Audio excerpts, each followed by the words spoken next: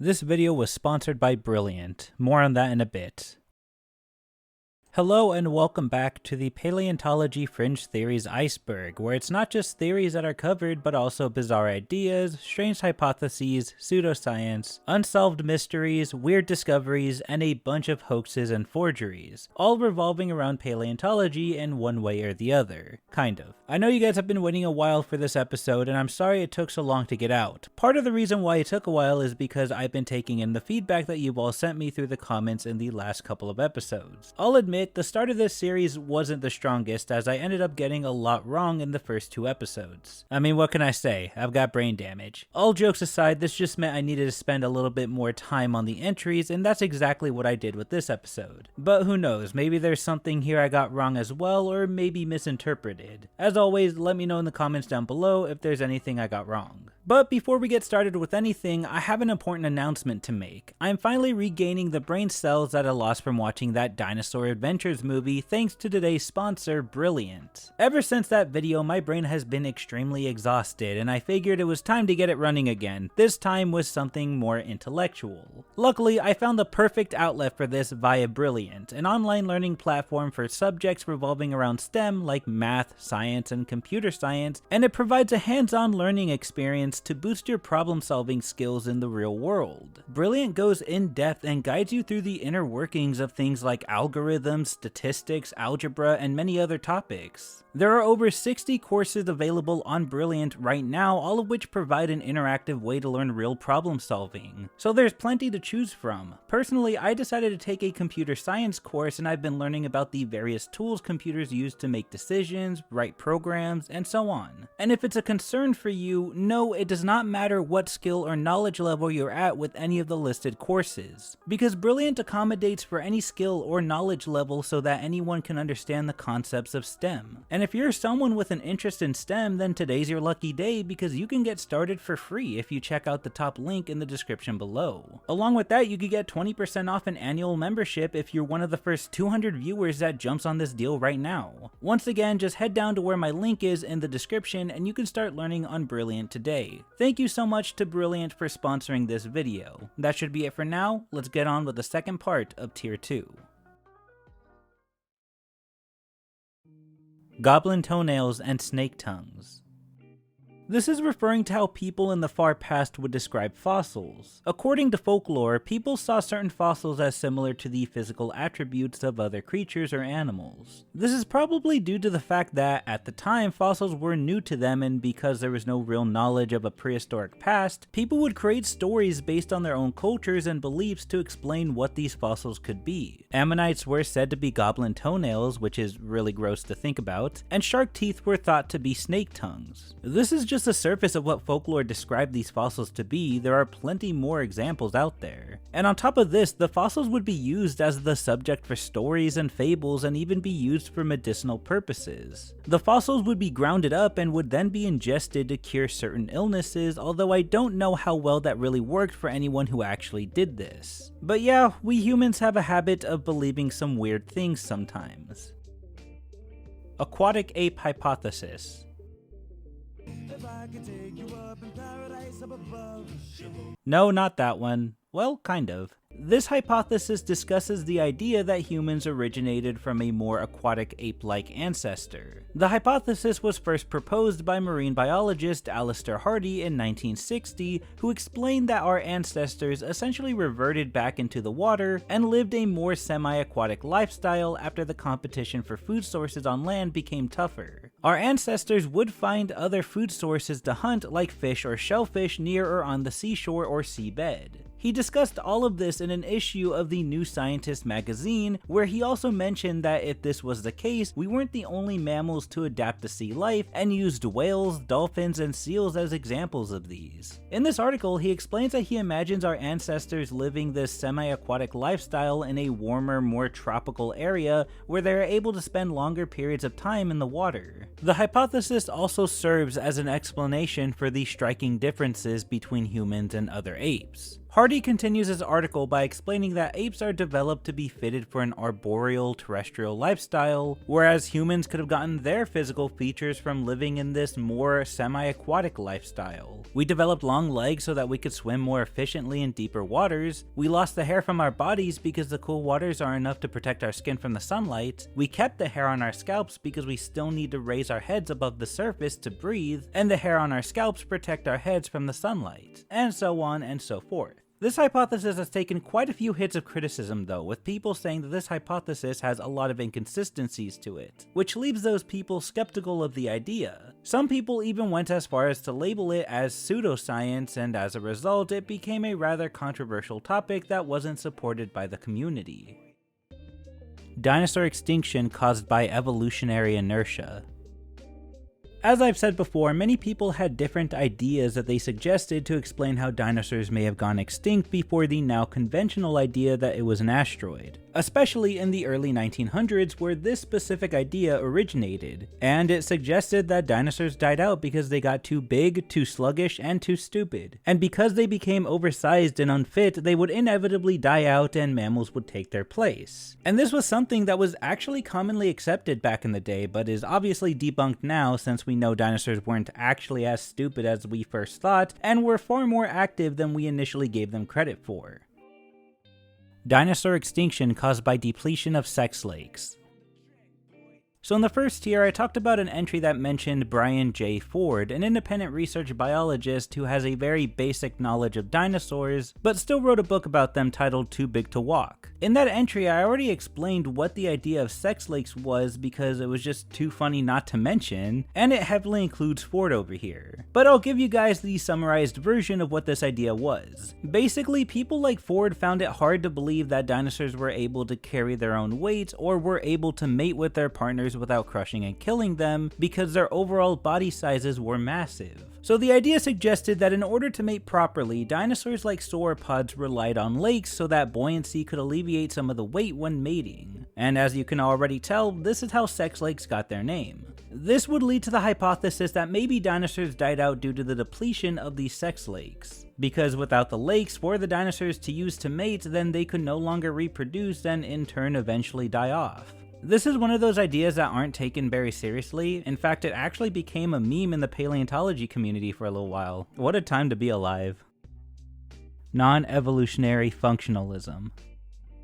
So Georges Cuvier, I think that's how you pronounce that, a French naturalist and zoologist who's also referred to as the father of paleontology sometimes, actually rejected the idea of any kind of organic evolution or transmutations among organisms, and instead believed that those organisms were adapted to perfectly fit the role they played in the environment, and that any change to them would affect the position they served and render them useless. This is kind of similar to the whole Great Chain of Being entry, which is the belief that all matter of life is ranked on a stratified structure that is said to be commanded by God himself, and that all life in this structure was put here because they serve a specific purpose to that position they were assigned. And to continue this, Cuvier believed that of those organisms that would eventually die out through larger scaled extinction events, they were simply replaced by ones that would just repopulate and roam the earth.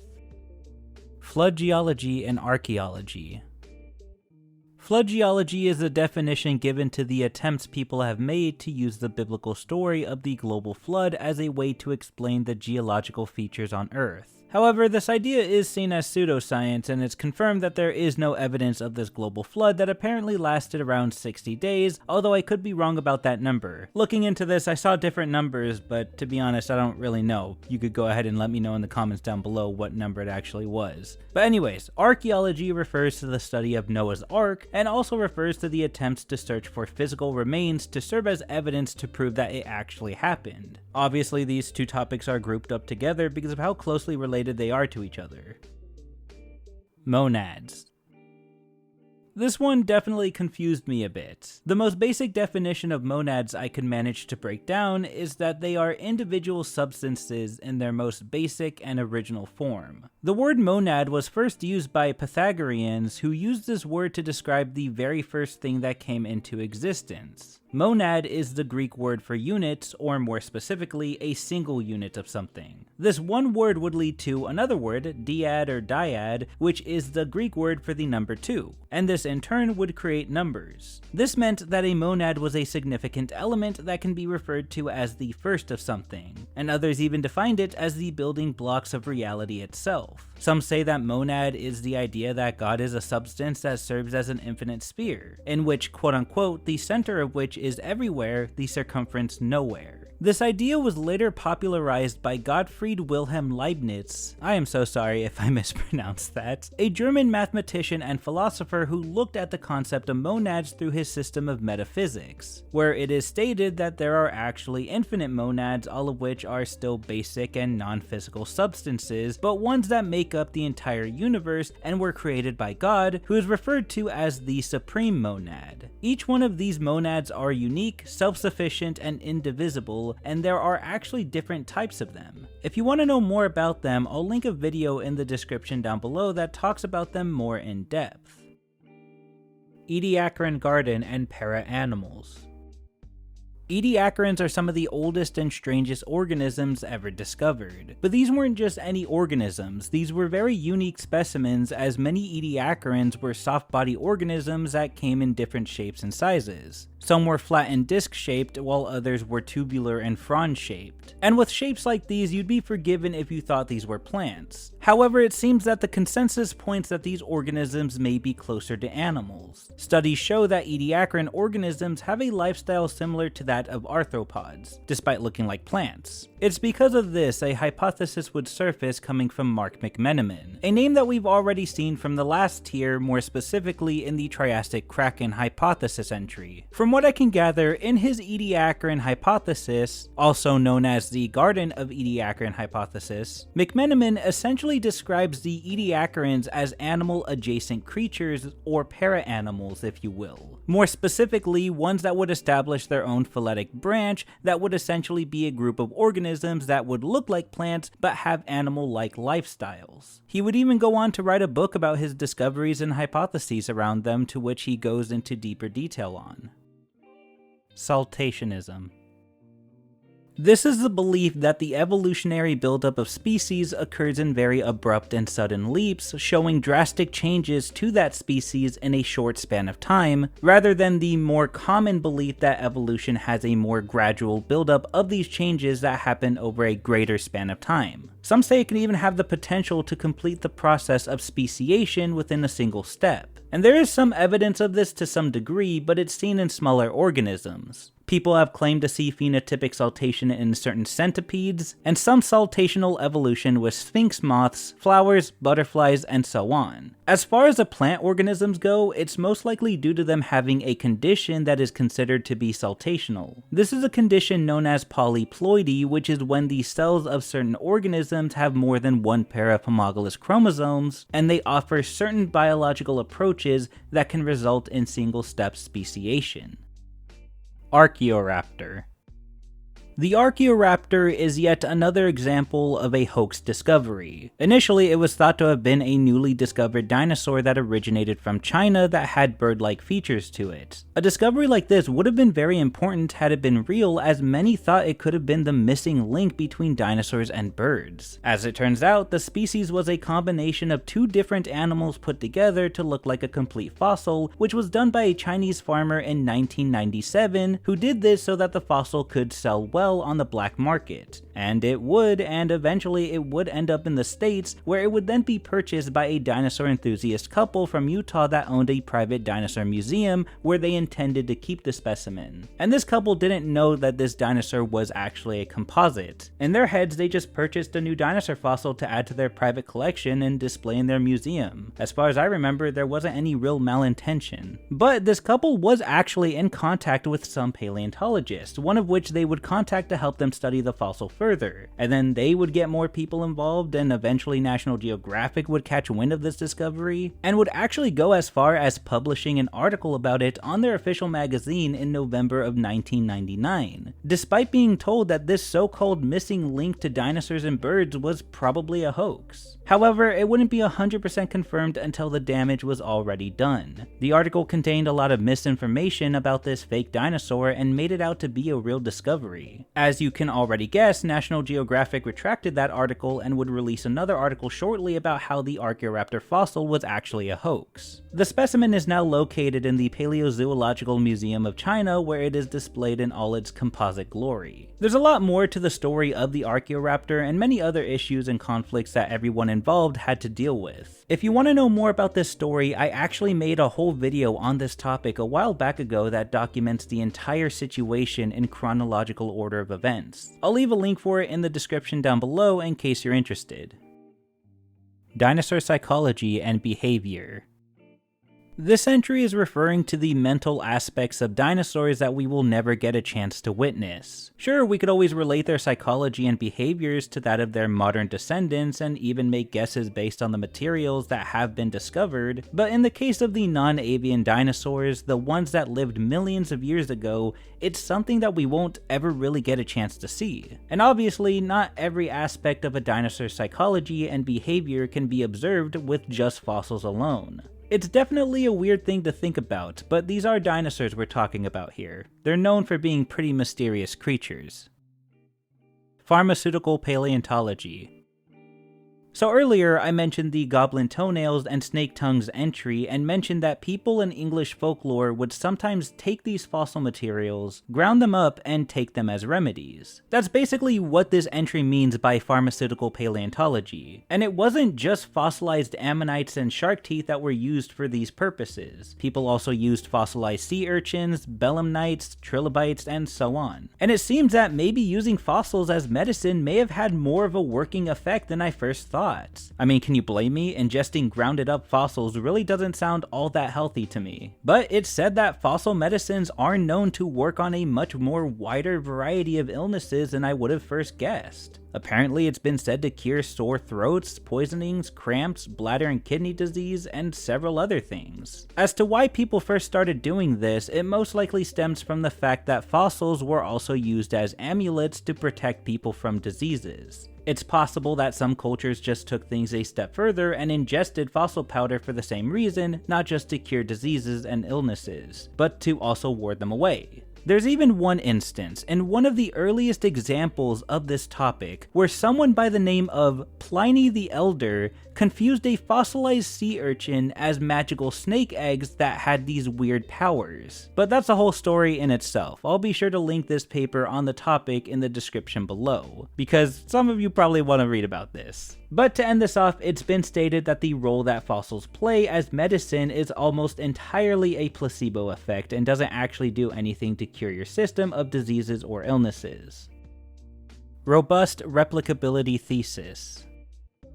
This is referring to a theory by Russel Powell, who wrote about it in a paper where he talks about the ideas that paleontologist Stephen Jay Gould had about evolution. Through Gould's several different works, he's made the argument that if life were to start over at certain points in history, or as it's explained in the thesis, replaying the tape of life, organisms would not go down the same evolutionary path as they did in our time and would result as something completely different. This is explained as the radical contingency thesis in the paper. In other terms, Gould was making the argument for the idea of contingency within evolution, to which Powell kind of defends, but at the same time kind of critiques. This would lead him to look closely at convergence in evolution, to which he would call the robust replicability thesis. And he analyzes both of these ideas to flesh out and explore the probability of evolutionary outcomes and to deduce how the evolutionary history of life works.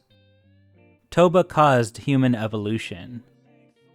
Mount Toba is a massive ancient volcano that's located in Indonesia, and it's known for its super eruption that took place around 70-something thousand years ago in an event that's now called the youngest Toba eruption. This was one of the largest eruptions on Earth and caused devastating results. Miles in every direction was covered in ashes. It caused severe environmental impacts, and it's even speculated that it may have sent the world into a brief volcanic winter. I never quite understood the power of supervolcanoes until doing these videos. It's fucking insane how much of an impact something like this leaves for an entire planet. Anyways, what does this have to do with human evolution? Well, around the same time when this eruption occurred, there was a very noticeable reduction in the human population. So, putting 2 and 2 together, scientists speculate that the Toba eruption is connected to the near extinction of humans around this time period. And if this was the case, then it may have shifted the course of human evolution. Basically, it's speculated that the Toba eruption may have caused a genetic bottleneck to the human population due to the possible ice age that it may have caused. A genetic bottleneck is described as a reduction in a population, which then leads to genetic limitations within that population because it's now too small. Because of the lack of genetic variation, there's going to be a noticeable shift in the evolutionary history of that specific population. But this is still seen as a theory since there does seem to be a lack of evidence of Toba causing an ice age on the planet and wasn't close enough to affect people from other regions of the world. Dinosaurs on Venus. This was a pretty common belief back in the early to mid 1900s, but this all stems back from some observations that were made about the planet Venus by early astronomers. Venus is covered by clouds that block our view from the planet itself, and because the right equipment was yet to be made to properly inspect the planet's surface, people were left to speculate. And of the more common ideas that both writers and scientists guessed was that Venus was covered by a massive ocean, which would then lead to the idea that it had land masses covered in tropical jungles, similar to that of a prehistoric landscape. And this speculation would only get more and more drastic as people began using the idea in science fiction and conceptualized dinosaurs living on Venus. There would be a lot of stories based around dinosaurs on Venus for a while after that. And while there may have been a few people who actually believed that dinosaurs were really on Venus, it seems that this was mainly just used as the basis for these fictional stories. Eventually, we would get the first pictures of Venus sometime in the mid to late 1900s, which depicts the complete opposite of the lush jungles it was speculated to have at first. Instead, Venus was a rather barren and dry landscape with volcanoes and valleys. Regardless, I can't deny that dinosaurs in space is a pretty cool idea and was most likely the vehicle that drove the genre of dinosaurs in space into existence, which is a really weird yet interesting genre. RNA World. The RNA World hypothesis was initially proposed by Carl Woese, Francis Crick, and Leslie Orgel in the 60s. The hypothesis goes that life on Earth began with this RNA molecule, and due to its ability to not only self-replicate, but to also convert itself into DNA and act as a gene and enzyme, this could have created several pathways that could have led to cells. The idea would be dubbed RNA World, however it's been debated over the decades. Bruhathcaeosaurus. The Bruhathcaeosaurus is often described as a genus of sauropod dinosaur and may have been one of, if not the largest terrestrial animal in the world, even surpassing the sizes of dinosaurs like Argentinosaurus. But this is just one of the many aspects of this dinosaur that's been debated, because as it turns out, this dinosaur is shrouded in mystery and controversy. Originally, it wasn't even considered to be a sauropod, but rather its remains were thought to have belonged to a carnosaur-like theropod, which was mentioned in a 1987 paper. The remains were later re-examined and it was concluded that it actually belonged to a Titanosaurus sauropod, which would later be named Bruhathcaeosaurus. Or I suppose at this point they re-examined whatever remains were left of the Bruhathcaeosaurus. That probably doesn't make too much sense right now, but I'll explain in a bit what I mean. And some have even wondered if the remains of this sauropod were genuine dinosaur remains at all. Some speculated that maybe it was just pieces of petrified wood that were mistaken as dinosaur fossils. I mean, there have been points in paleontology where scientists thought they found fossil remains of prehistoric animals only for it to be something completely different, and vice versa. So this wasn't exactly outside the realm of possibility, but unfortunately, it's not like scientists could actually go and examine the fossil to prove this was the case, because the only known remains of Bruhathcaeosaurus were disintegrated. In areas like the Kalameidu Formation, where the fossils of Bruhathcaeosaurus were discovered in, the material in the earth can cause water-saturated fossils, causing them to crumble very easily, especially when exposed to air. Extracting these kind of fossils is nearly impossible without breaking them, let alone transporting them. According to reports, the fossils of this sauropod disintegrated on their way to a geological survey, rendering them completely damaged and useless. I guess until more remains are found, nothing about this dinosaur, if that's even what it is, can be very certain. Vitalism. This is the now rejected idea in science that living things are fundamentally different from non-living things due to a type of energy or non-material force that some would compare to a soul. It's had a long history in different cultures and time periods, as this idea had been used a lot in healing practices and such. The reason why it's a rejected idea and considered to be pseudoscience now is due to the lack of testability it actually has to be able to prove or disprove it. There were attempts to do this, but at the end of the day, this was something that failed to be determined by a physical process and couldn't be supported by any experimental data. Necro Evolution.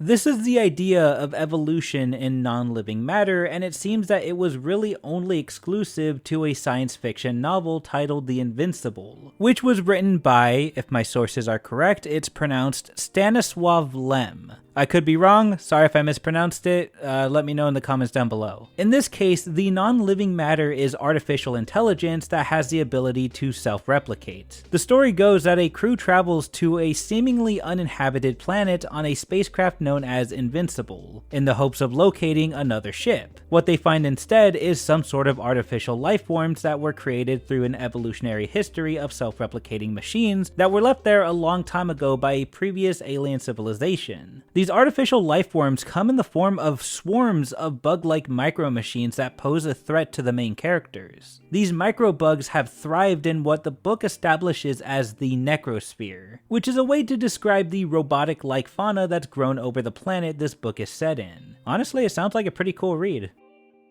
Nuclear tektites.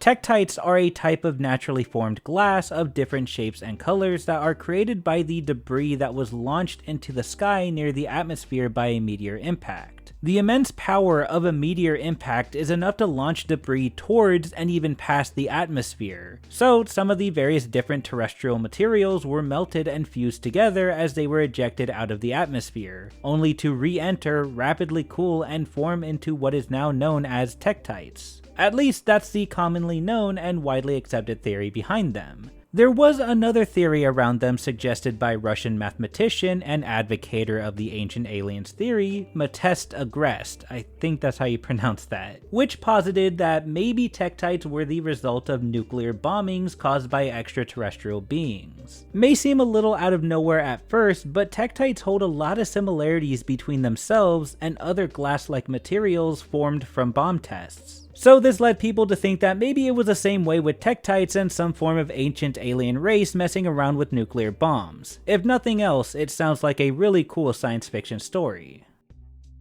Silurian Hypothesis.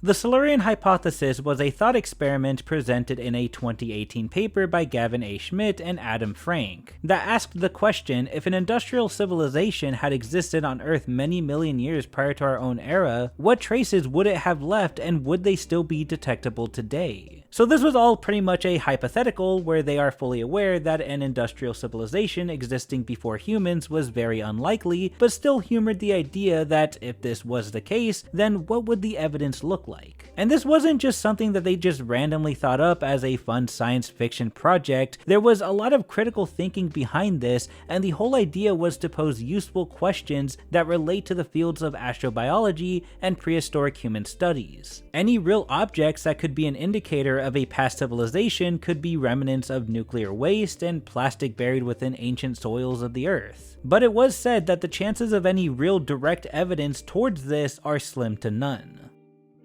Paleoviruses currently de-thawing.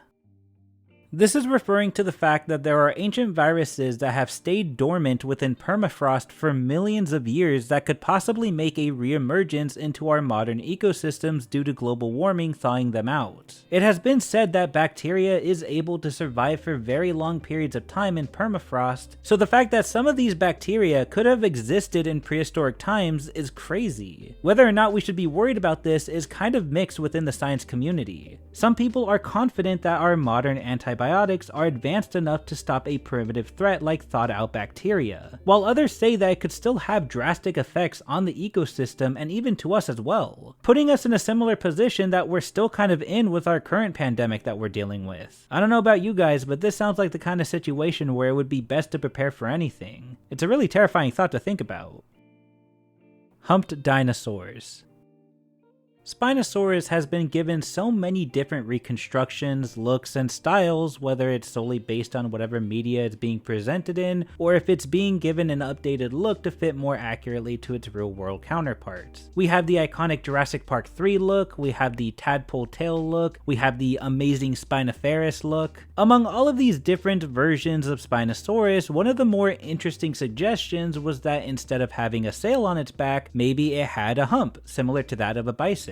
The idea was first brought up in 1997 by paleontologist Jack Bowman Bailey, who not only suggested this for the Spinosaurus but also for the Ouranosaurus, a herbivorous dinosaur that also had a sail-like spine on its back. He also said that these two dinosaurs were typically compared to two other sailed-back creatures that lived in the Permian period, the Dimetrodon and Edaphosaurus, which he suggests are wrong comparisons to make for the two dinosaurs, and a better animal to compare them to would be the bison. This is due to the fact that the spinal structure near the shoulder regions of the Spinosaurus bears more of a resemblance to the spinal structure of a bison than the Dimetrodon. Bisons had a flatter but more robust build in order to carry the extra weight, while Dimetrodon had more of a thin, lanky build since its sail was lighter by comparison. Humps themselves serve different purposes depending on the animal. For something like bison, their humps are made of muscle used to give more control to the bison when moving its very heavy head. For something like camels, their humps are used as a way to store fat so that it has a source of nourishment when food is scarce. And if these dinosaurs had humps, that's what was thought they'd be used for. An internal storage spot for energy in harsh environments. And these weren't the only dinosaurs that were speculated to have humps. Apparently, Bailey observed other dinosaurs like Acrocanthosaurus, Stegosaurus, Protoceratops, and others to use as examples and even evidence for the presence of humps in dinosaurs. For a little bit there, the hypothesis was accepted by some, but in the end, it didn't really stick. And when you take into consideration all of the new things that have been found about Spinosaurus, it makes you realize that humps seem unlikely and Spinosaurus is the only true version that should ever be accepted. Omega Point.